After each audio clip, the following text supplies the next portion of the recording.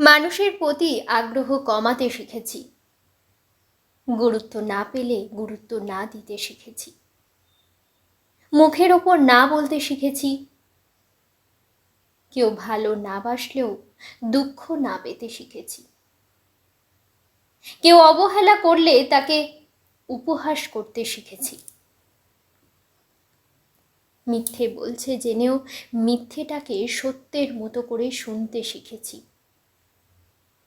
কেউ অপমান করলে তার দরজায় কড়া না নাড়তে শিখেছি,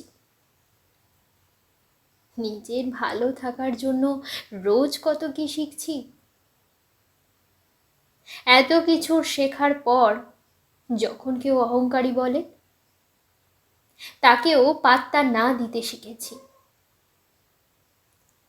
দিনকালের সাথে নিজেকে আপডেট করতে হয়, নিজের মোড চেঞ্জ করতে হয়, নিজেকে ভালোবাসাটাও শিখতে হয়, নিজের দায়িত্ব নিজেকেই নিতে হয়, দিন শেষে স্বাবলম্বী হয়ে উঠতে।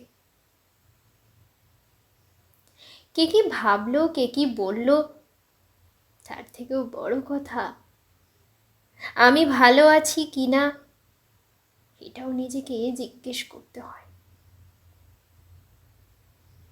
যদি উত্তরে হ্যাঁ আসে তাহলে যেমন আছেন তেমনই থাকুন,